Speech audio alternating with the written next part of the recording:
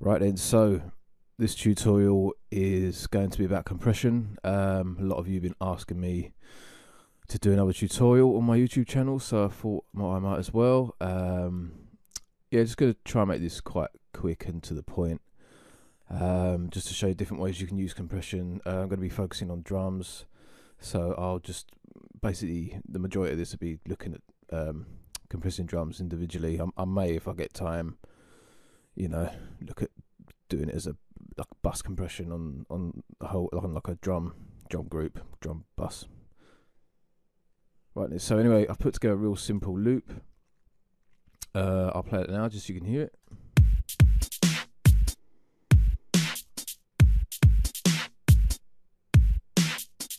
So there you go. These are some sounds which I've kind of made. I think this is a kick which I kind of processed and made for Troubles. This was for a remix I did for Above and Beyond, and then there's just some other little hats I've just put in, just some random bits. So anyway, we'll start off with the kick, and I will just go through what everything does on a compressor, and we'll go from there. So okay, and I'm using Cubase, by the way, so in case you've never seen Cubase before, this is what it looks like. So anyway, this is just like a compressor which I really like using. It's one that's kind of been sitting on my computer for a little while, and I've for some reason missed it, but I've recently been having a go with it, and I really like it. I mean, I might show you a few different compressors, and just the different sounds you can get from them, because they do all sound different. So anyway, if you've never used a compressor before, basically you have your threshold, and basically what that is where you set at what volume your compressor is going to start working. So I mean, if you didn't want it to, if it was reaching, I don't know, minus 12, whatever that is, minus 12.6, whenever the volume gets to that point, or it starts to peak over that, then that's when your compressor is going to start working. So obviously the more you turn this up, the more it's going to get compressed, because it's going to start compressed earlier, so there's a lot more information past this shelf, and that's going to be getting squeezed. So there we go, that's where you set at what point you want it to start working. The ratio is by how much, so if I did it at, which is 2 to 1, oh, I'm going away here. Okay, so I'll just leave it like that. But let's say it was like 2 to 1 or 3 to 1. And basically, for every 3 decibels over your threshold, it's only going to increase its volume by 1 decibel. So if it was 4 to 1, then for every 4 dB over, it will only increase by 1 dB. Get it? Cool. Right, and attack is how quickly your compressor is going to work. So if you have a really slow attack, it's going to let some parts of your sounds through first, and then it will compress. If you have a really quick attack, then it's going to compress straight away. And release is obviously for how long it's going to compress. So if you have a really slow release, it's going to be compressing for a lot longer. If you have a really quick release, it's going to be compressing for the smallest amount of milliseconds or whatever. As you can see, I'm not very technical with my vocab. So anyway, right, so let's have a listen to our kick.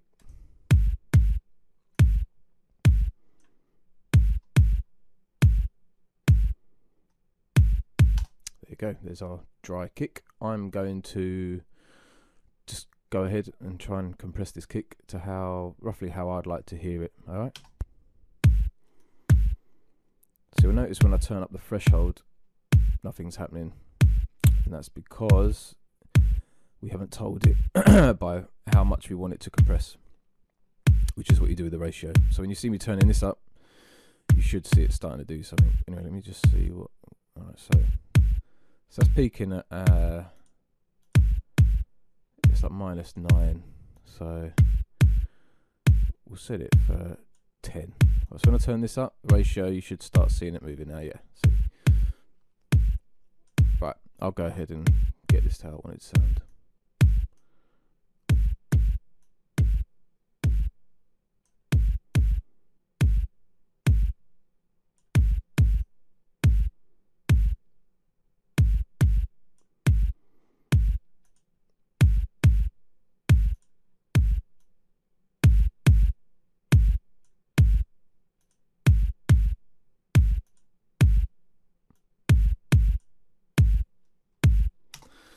Right, so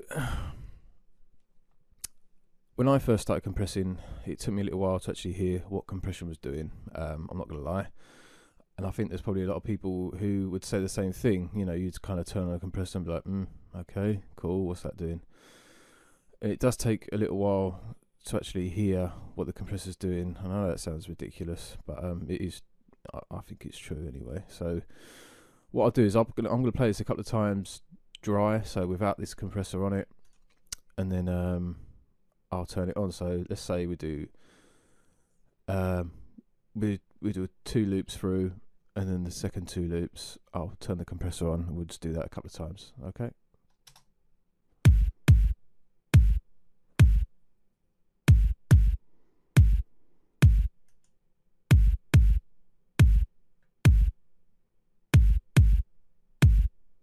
Off again.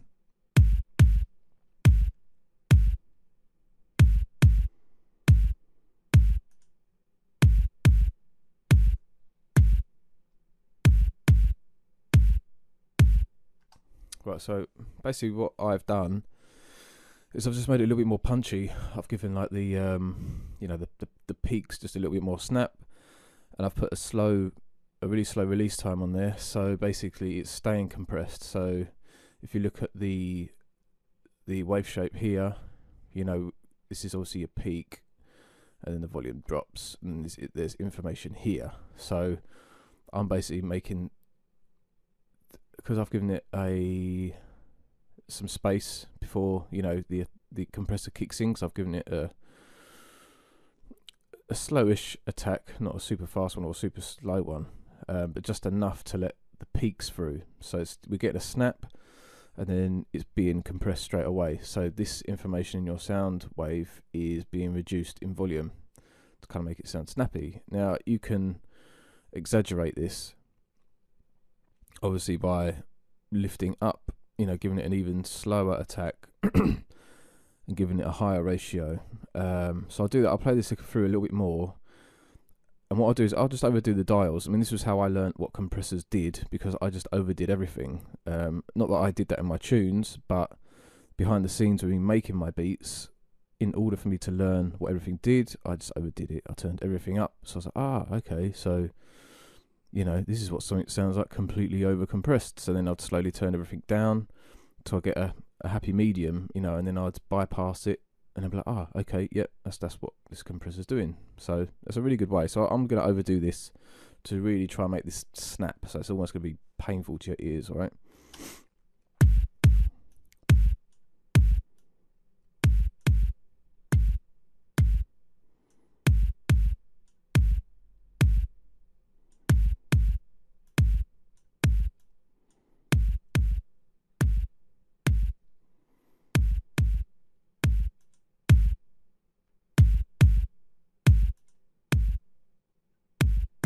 And also, stupidly, I didn't talk about the output. The output is an important part of the compressor, because when you compress, you're ultimately taking the volume down. So you want to use your output, or in other cases, this will be called gain, and you would turn this up, obviously, to give it the volume you've taken away from it. So I'm just going to turn this up a bit, because I'm compressed it quite hard. But you should hear now, again, I'll play it through twice, and then twice with the compressor on, and you should hear it's a lot more snappier now, because I've really overdone it. Hang on, I'm going to do a little bit more. All right, so here we go. This is with the compressor off. We'll do it twice through, and then twice through with the compressor on.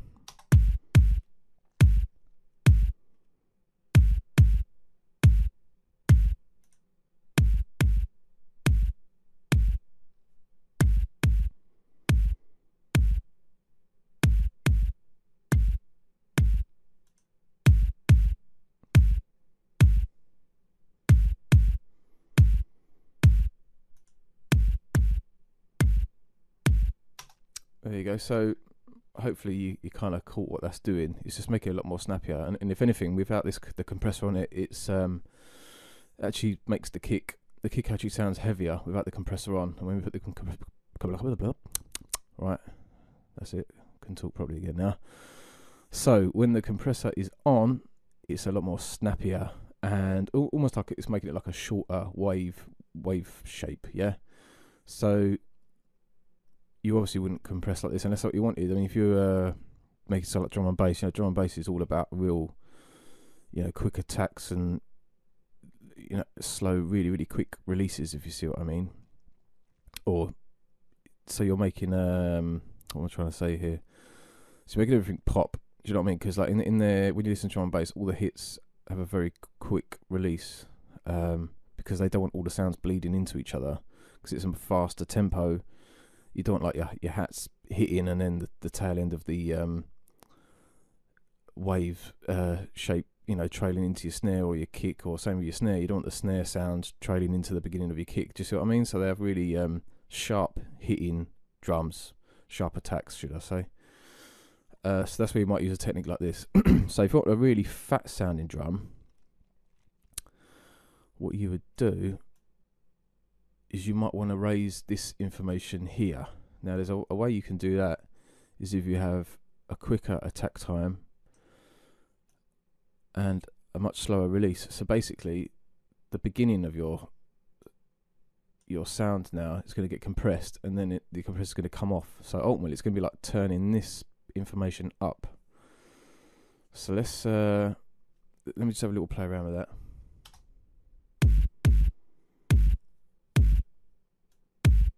So already you can hear it. Like this is with the release turned all the way up, so it's really slow. So it's been compressed a lot for a lot longer, should I say. Now when I take the release down to make it quicker, you should hear this kick. It'll almost sound like it's distorting, but it's not distorting. It's this information here not being compressed, and because you're turning up the output a little bit, it's almost like I said, it's like it's cutting this first information down and leaving this where it is. So it's going to be like an overall louder kick. See what I mean?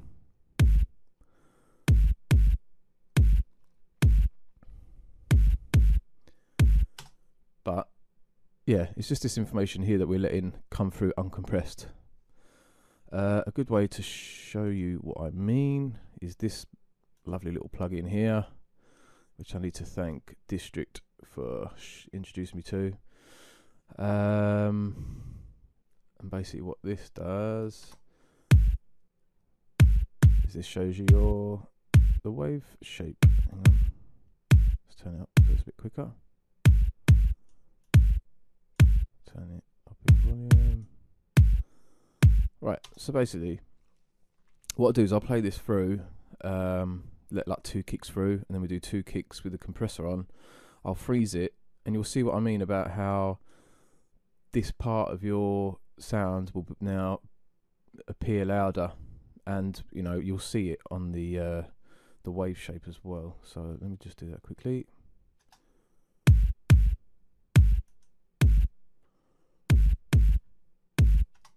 Right, see, look, this is our original sound. See, these 3 are our original kicks with no compression on it, and this is with compression on it. So if you see what I was saying before, we've taken this tail end information and we've made it louder. See, it's like more like a block now, and we've taken the peak down. So that's what happens by the attack. See, because we've got a much shorter or quicker attack, sorry, this first information of your sound is getting compressed, but then the compressor comes off, so then this part of your sound is coming through, so it's coming through louder, like you can see there. So if you look at this one, so yeah, so basically when we have our longer release and I reopen the attack again in order to make it snappy, like I was saying before, you should get this kind of look at back, kind of like a a triangle or a pyramid on its side look. So let me do that. Let me bypass the compressor, turn this freeze off. Now, like again, I'll let like 3 or so through and do the compressor on, and then I'll freeze it.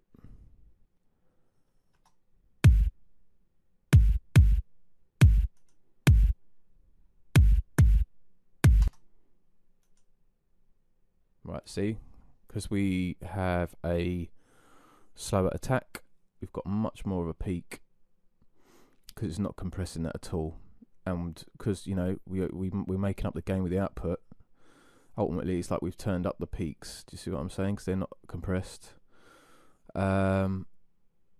And there's a much more of a drastic fall between this peak and the bottom of the sound, whereas here it's not so drastic. Do you know what I mean? Because obviously we've gone up higher and peaked higher. So yeah, it's kind of, that's different ways to use the compressor. So you can use the compressor either to make a sound super snappy or to make it sound fatter. So you might have two kicks. Sometimes I layer my drums, I'll have a kick that's a more of a toppy end kick, that's the snap, so that'll be compressed with a slow attack, slow release, quite a harsh ratio and threshold. And then I might have one underneath it, which is the weight of the kick, so the more of the the gutsy 90 hertz or whatever, 100 hertz, or even lower than that, and that'll be compressed in the other way I was saying, where you have a really quick attack and a really fast release, because you're raising up the guts of that, the sound basically. So anyway, I hope that kind of makes some sense to you. I know it's a lot to take in, but so let me go back and I'll compress this kick how I want it to sound. Now, you might be watching this and you might know how to compress. You might think, oh my god, he's squeezing that kick to to shit or whatever. But basically, you just got to trust your ears. I know so many people who are told things, like so many ridiculous things about where you need to cut frequencies and how your snare can't have this frequency in and you should never compress this way or that way. And basically, I just think that's all bullshit. If it sounds right, then it's right, innit? Simple. That's how I work. And people ask me how I do things, and that's how I do it. I just, I sculpt sound, and that's what you're basically doing with a compressor and EQ, is you're sculpting a sound into a better sound, or into the sound you wanna hear, or how, or getting it to fit within your track. So anyway, I will compress this kick, as I said. Here we go.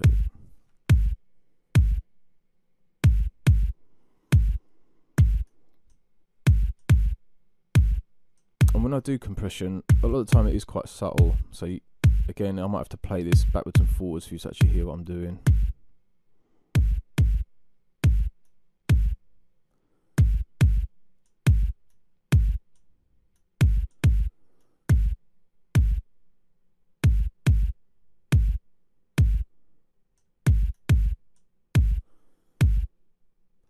And another thing, sorry, just quickly, is when you have got like two kicks that might be quite quick after each other, you do want it to release, the compressor to come on and off in time, so that, when your first kick's been compressed, the compressor releases, so it's then compressing your second kick the same way. You don't want the compressor to still be on when your second kick comes in, because it's kind of already got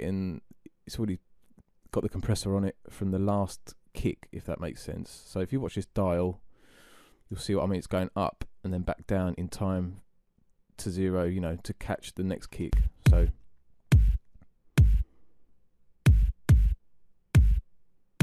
see what I'm saying? If I do it even slower, quicker, you'll see it drop a lot quicker. There you go.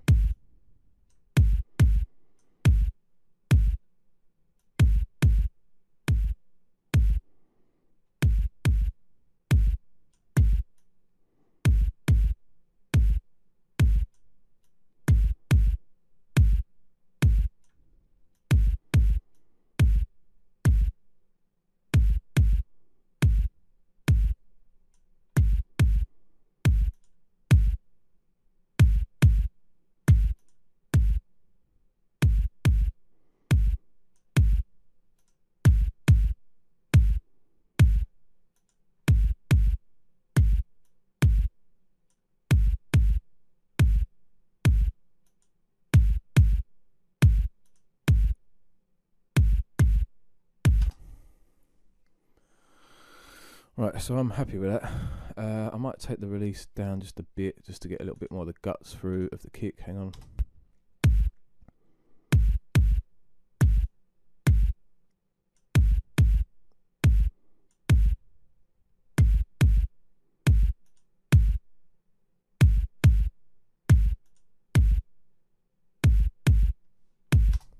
go. I'm happy with that. So again, all I've done is I've given it to my ears, I've just made it a tiny little bit more snappier, and it's a bit more gutsy. It's a bit more of a fuller sound than it was before. If you like, I'll tell you what, I'll play it through again once, twice through without the compressor on, and then twice through with it on. I might do that a few times, but come back to this and listen to it and kind of train your ears to hear everything, if you see what I'm saying. Here we go.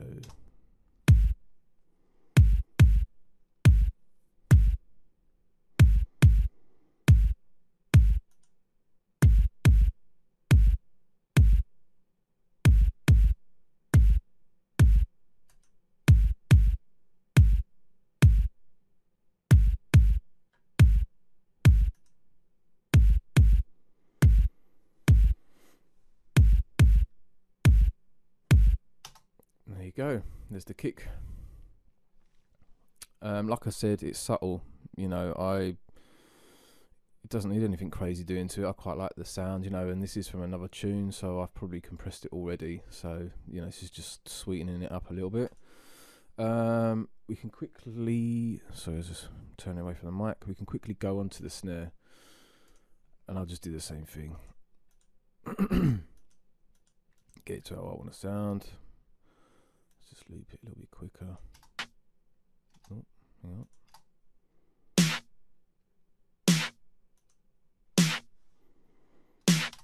Right, so I'll just go ahead and compress this again, how I'd like it to sound.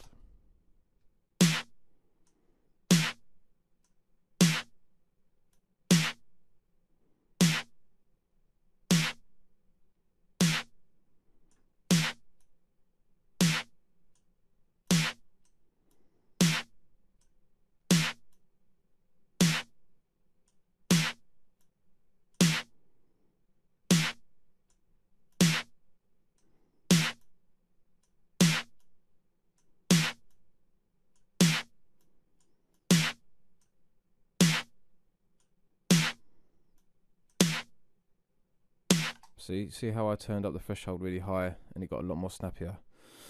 It's because you're compressing it really harshly, and like I was saying, when I was talking about the kick, is there's a slow attack, so you're letting the first snap of your sound through.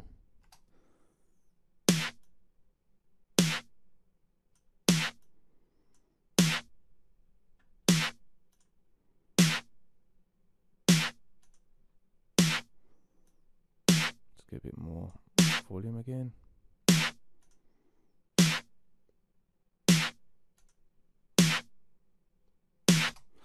I'm going to turn the release up because I don't like a lot of this tail end sound coming through.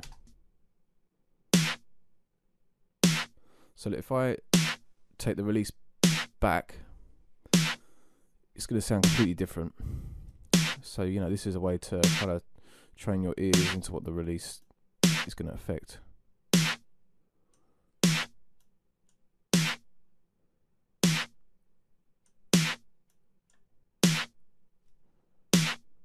So it makes it sound a lot shorter. Again, I might have done that, and you might be like, oh my god, I can't hear anything that he's doing. It doesn't sound any different, and that's fine. If I turn the attack down, it should be a bit more apparent, actually. Let's have a listen.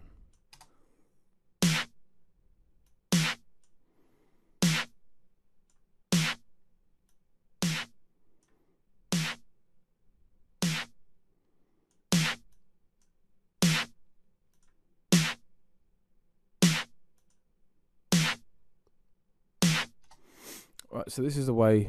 I did speak about this with the kick, but it's nice with snares. If we listen to this snare without the compressor on, you can hear there's a nice kind of woodiness to this snare. It's kind of like the tail end information, if you see what I mean. So obviously this is your peak, and then this is just that sound rolling off.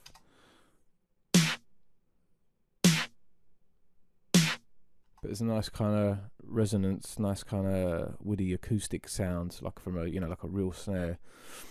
If you compress the way I'm going to show you now, so really fast attack and quite a slow release, and it's quite heavily compressed. Like before, it's almost like this information is going to be louder to your ears. Ooh. So you'll hear this woodiness that I'm talking about, this resonance becoming louder by compressing this way. So this is what you can do. If there's information you like about a snare or a kick and you're thinking, oh, you know, I just want to bring that up in the mix, but I don't have to turn my snare up, this is a way you can do it, basically. Hang on, I'll play it without it and then with it.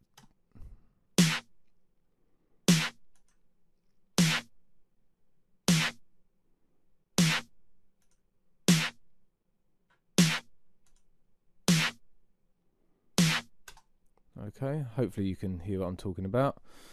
Hang on, maybe if I can press it even harder.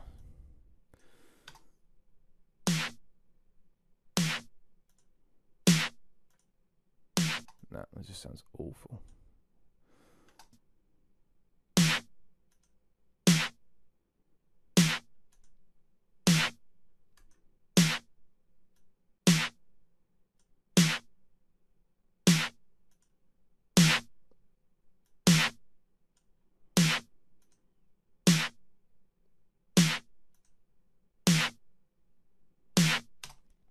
Right, so compressing the snare.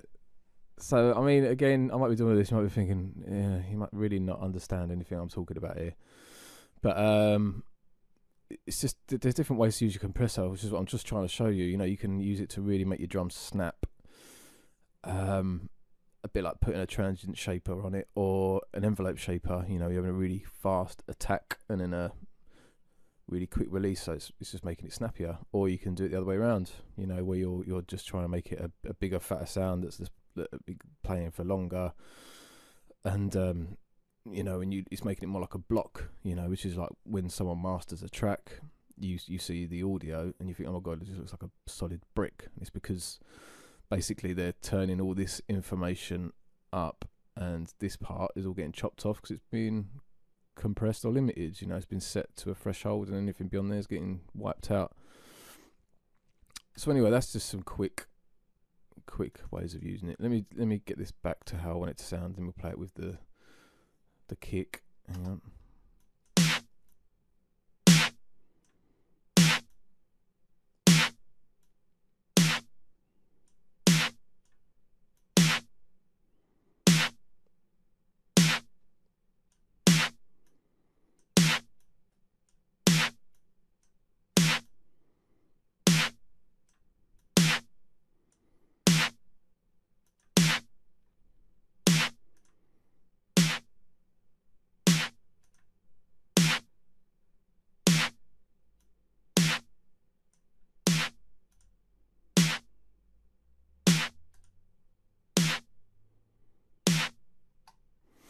So, you know, that's probably a little bit over the top, a little bit more than I would compress normally, but you can hear, you know, for the sake of this tutorial, you can hear, you know, the compression working and doing what you might want it to do.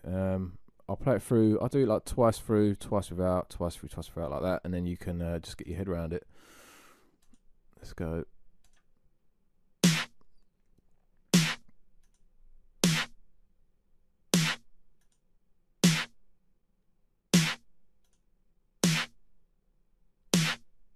There you go. And like I said before, you know, you can come back to this. Just give it a listen. Just like, you know, if I'm doing any of this stuff and you're just like, I just can't hear any difference, I don't know what he's talking about, then just come back and just listen to this, like loop it somehow and until you're hearing what I'm doing. Another good idea is there are some all compressors are different, and there's some compressors out there which straight away just sound like they're doing something. I know that sounds ridiculous, but there's some compressors where you have to push them to hear that it's doing anything. So if you're just starting out, find one that's quite obviously, you know, to your ears making a difference, or just exaggerate everything like I was saying. That's how I learned. I just turned everything up to see what it did, and you kind of learn that way exactly what each dial is doing on the compressor. So let's play it with the kick, see what we're doing. Alright, let me loop it properly.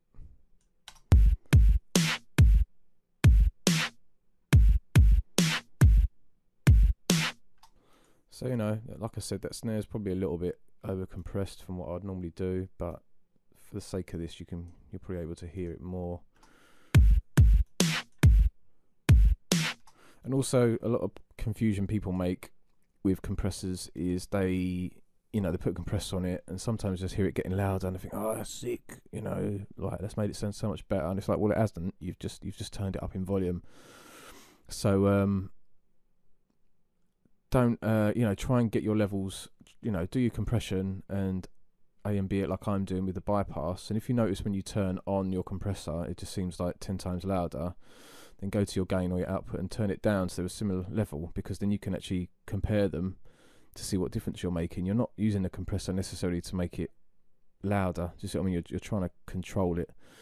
And then if after you compress and you do listen to your loop like I'm doing now, and you think that your snare is now too loud or too quiet, don't go to the channel, the volume on your channel, and turn it up, because then you're making it have a louder input signal, and then it's going to be compressed even harder. So it's going to change all these characteristics you've just worked ages to get. So if you want your snare louder afterwards, or your kick louder or quieter afterwards, you come to the output on the compressor. So you'll see what I mean. I'll turn the snare down and up through here.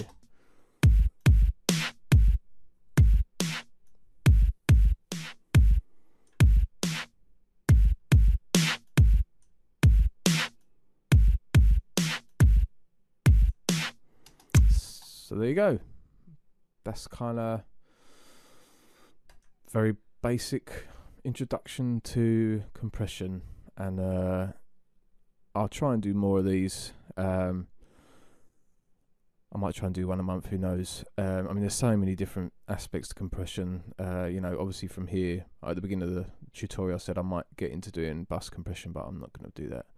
Maybe I'll do that another time. So that's where, when you've got all your drums EQ'd and individually compressed, if they need it, then you can send all of those to a group or a bus, and then you compress them all together, just make them gel. So I might do that another time. And also there's parallel compression, which is a wicked way to just make your drums fat, and make everything stand out that little bit more, or get volume when you don't want to necessarily increase the gain. I think that's it. And I know I said it earlier, but just trust your ears. Don't go by settings and presets. I mean, you saw what I did with my compressors. Don't go away and think, oh, well, he's set his threshold here and his ratio there. It doesn't mean anything. I do everything different with every sound. Every sound is different. Every track is different. And when you're, in the process of mixing down your tune, a lot of it is tailored towards that tune and getting it to sit right. So it's pointless you copying the dials on my compressors. So yeah, just trust yourself, trust your ears. I'll try and come back in maybe a month's time. Please leave your comments below. Let me know if there's anything else you want to know about, if you have any questions, and yeah, I'll be happy to show you anything else.